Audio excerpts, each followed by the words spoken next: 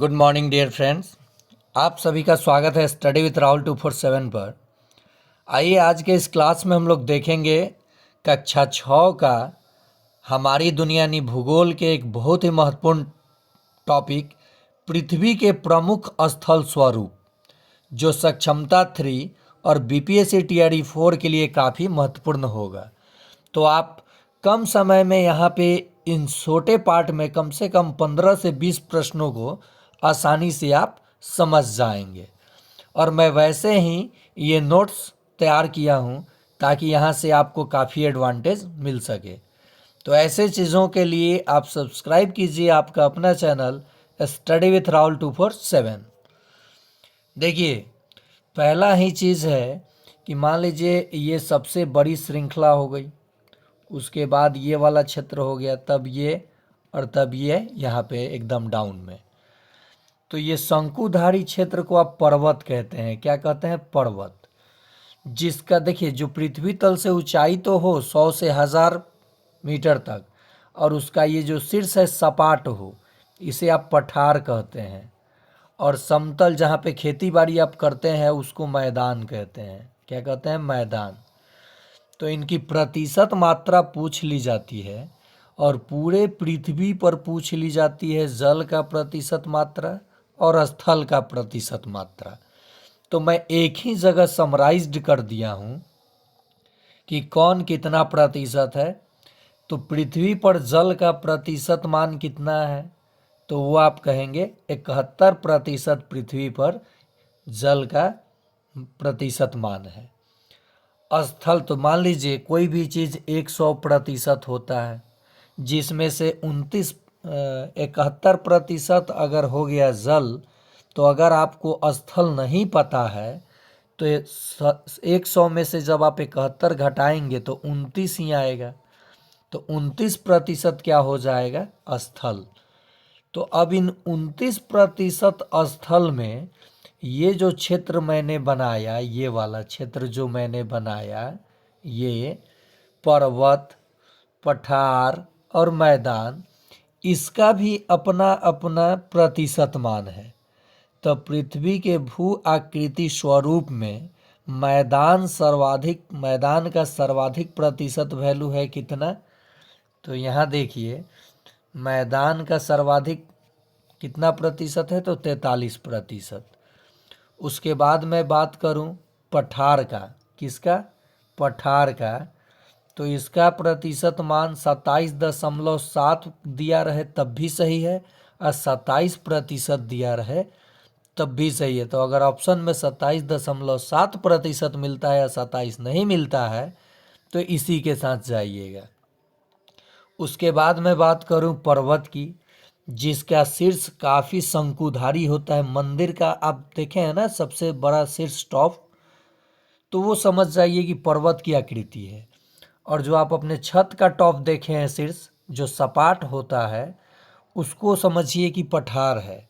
और जहाँ पे आप खेती बाड़ी करते हैं, जहाँ रहते हैं एकदम आसानी से, यानी खेती बाड़ी बहुत ह्यूज अमाउंट में करते हैं, बड़े मात्रा में, तो उसको समझ जाइए कि वो मैदानी क्षेत्र है। तो यहाँ इन सब का प्रतिशत मान दिया है। तो यहाँ से आपका 5 प्रश्न तो यही दिख गया। पूछा जाएगा कि पृथ्वी पर जल का प्रतिशत मान, तो कहिएगा 71%। और ये 4 ऑप्शन अगर दे दे तो आपको ऑप्शन से सवाल ढूंढना है। तो ये हो गया पहला टर्म। दूसरा टर्म हम लोग देखते हैं कि मैदान। देखिए, अब मैदानी क्षेत्र का अपना प्रकार है कि मैदान कितने प्रकार के होते हैं। तो मुख्यतः मैदान 3 प्रकार के होते हैं, और उनका नाम है अपर्दन मूलक मैदान, निक्षेपण मूलक मैदान और रचनात्मक मूलक मैदान। तब हम लोग बात करते हैं इस चैप्टर में पर्वत का प्रकार। जैसे पर्वतों के भी प्रकार, पर्वत के ये जो प्रकार है 3 प्रकार मुख्यतः क्लास 6 के एससीईआरटी टेक्स्ट बुक में दिया है। तो ये कौन कौन है? तो वलित पर्वत, भ्रंशोत्थ पर्वत और ज्वालामुखी पर्वत। जो पृथ्वी के अंदर लावा निकलने के बाद जम करके ऊंचावच क्षेत्र जो बनता है वो ज्वालामुखीय पर्वत कहलाता है।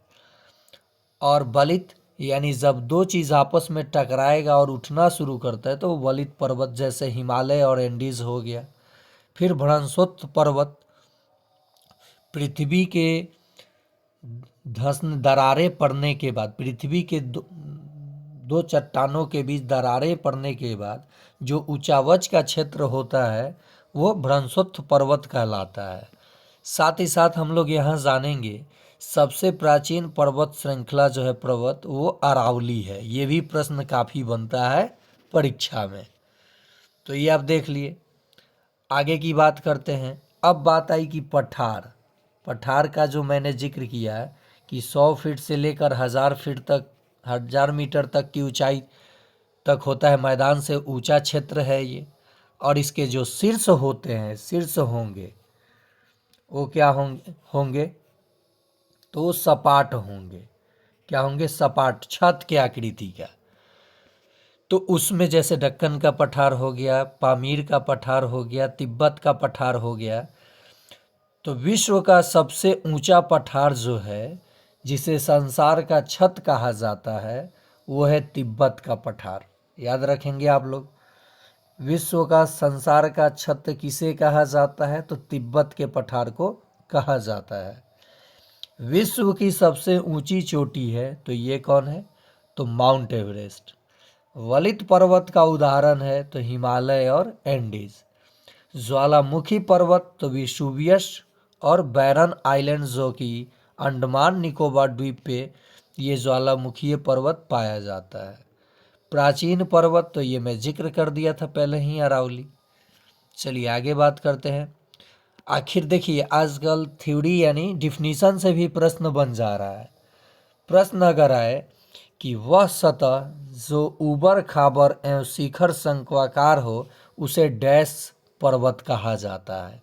ऑप्शन रहेगा वलित पर्वत, भ्रंशोत्थ पर्वत, ज्वालामुखी पर्वत, इनमें से कोई नहीं।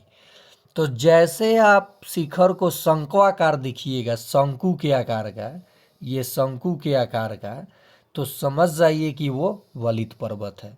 और उसका सतह, जो ऊपरी सतह होगा, ऊबड़ खाबड़ होगा। जैसे हिमालय पर्वत लोग फतेह करते हैं, चढ़ते हैं, काफ़ी मुश्किल होता है और वो एक प्रकार का खेल है। ठीक है। अब बात आती है भ्रंशोत्थ पर्वत की। तो पृथ्वी के दरारों के बीच उठा भाग किस प्रकार का पर्वत का निर्माण करता है? तो आप कहेंगे भ्रंशोत्थ पर्वत। लावा एवं अन्य पदार्थों, जैसे लावा अन्य पदार्थ की बात करें, ज्वालामुखी पर्वत बन जाएंगे। चलिए आगे देखते हैं अब हम लोग प्रश्नों को। तो ऑब्जेक्टिव प्रश्न यहाँ आ गया, जो कि प्रश्न पूछा भी गया था परीक्षा में। और ये केवल सक्षमता के लिए ही नहीं है, केवल सक्षमता के लिए ही नहीं है, बीपीएससी टीआरई 4 में यहाँ से प्रश्न देखने को मिलेगा ही मिलेगा, चाहे 1 to 5 हो, 6 to 8 हो, 9 10 हो। आगामी सीटेट में आपको यहाँ से प्रश्न देखने को मिल सकता है पर्वत और पठार से। और आगामी जो भी टीचिंग परीक्षा होने वाला है वहाँ से इसमें से प्रश्न देखने को मिलेगा।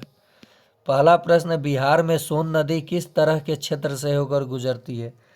सबसे पहले मैं बात कर लूँ बिहार का। ये जो बिहार का मैं बात करूँ तो बिहार को दो बराबर, ये मैदानी क्षेत्र बिहार में ज़्यादा है, इधर झारखंड क्षेत्र में पठारी क्षेत्र पाया जाता है। और बिहार में इसीलिए कहा जाता है कि ये कृषि योग्य भूमि है क्योंकि गंगा जो है इसको दो क्षेत्रों में, मैदानी क्षेत्रों में बांटती है, दक्षिण का मैदान और उत्तर का मैदान। ये बात की बात है, बीपीएससी के लिए भी यहाँ से प्रश्न बन सकता है। तो आपको पहले प्रश्न का जवाब देना है कि बिहार के सोन नदी किस तरह के क्षेत्र से होकर गुजरती है। गंगा नहीं कहा है, सोन नदी कहा है। पहाड़ी क्षेत्र, पठारी क्षेत्र, मैदानी क्षेत्र या रेगिस्तानी क्षेत्र। तो ये तो बिल्कुल काट दीजिए, बाकी आप समझ सकते हैं, जवाब दीजिएगा। और ये पश्चिम में थोड़ा सा पर्वत श्रृंखला देखने को मिलती है। वाल्मीकि नगर बिहार के किस क्षेत्र में अवस्थित है? तो कहिएगा पश्चिमी क्षेत्र में। धान की फसल के लिए उपयुक्त मिट्टी है तो ये चिकनी मिट्टी है।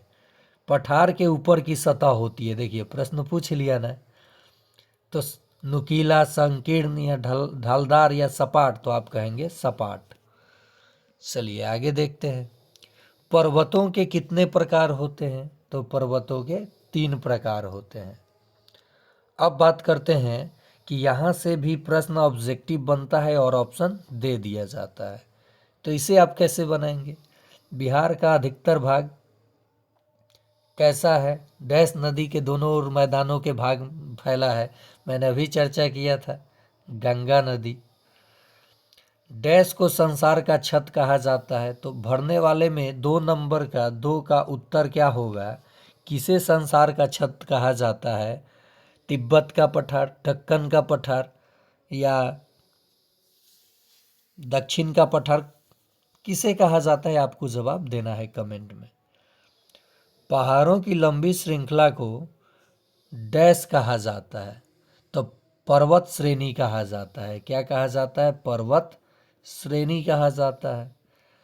शिमला और कश्मीर देश के प्रमुख केंद्र पर्यटन स्थल है। क्या है? केंद्र पर्यटन स्थल है। प्राकृतिक वातावरण के बदले स्वरूप का मुख्य कारण बढ़ती है। क्या बढ़ती है? बताइए क्या बढ़ती है? यहाँ पे आपको कमेंट में जवाब देना है। देखते हैं कितने हमारे साथी इस वीडियो को लाइक करते हैं और कमेंट में पूछे गए प्रश्नों का जवाब देते हैं। प्रश्न का जवाब देने से बिल्कुल ना डरें। अब देखिए यहाँ पे भ्रंशोत्थ पर्वत, तो ये आपका हो जाएगा सतपुड़ा की पहाड़ी। वलित पर्वत, तो ये तो आप हिमालय पे चले जाएंगे। प्राचीन पठार, तो दक्कन का क्षेत्र है, ये प्राचीन पठार के क्षेत्र में आता है। बच गया एक, बस मैदान लगा है, मैदान इसमें लगा दीजिए। मैदान लगा है का मतलब दूसरा मैदान नहीं समझ जाइएगा। मैदान का मतलब कि ये निक्षेपात्मक मैदान, तो ये हंगरी का मैदान हो जाएगा। तो ये भी आप देख लीजिए, यहाँ से भी प्रश्न बनता है ऑब्जेक्टिव। अब निम्नलिखित प्रश्नों का उत्तर कितना आसानी से दिया जा सकता है? मैदानी क्षेत्र की क्या क्या विशेषताएं हैं? तो मैदानी क्षेत्र सपाट होता है, यहाँ पे आवागमन के लिए रास्ते होते हैं, यहाँ पे रेल की पटरियाँ होती है, इसलिए यहाँ जीवन आसानी से जीना संभव है। यही मैदानी क्षेत्र की प्रमुख विशेषताएं हैं। आप अपनी भाषा में और भी कुछ इसमें जवाब दे सकते हैं। सड़क निर्माण कार्य किस क्षेत्र के में आसान होगा और क्यों? तो सड़क निर्माण क्षेत्र मैदानी भाग में आसान होगा क्योंकि यहाँ सपाट क्षेत्र होता है। पर्वत, पठार और मैदान के दोहन से इस पर क्या प्रभाव पड़ा है? तो आप बता सकते हैं इस पर क्या प्रभाव पड़ा है। मैदानी क्षेत्र में ही अधिक लोग क्यों बसते हैं? पर्वत कितने प्रकार के होते हैं?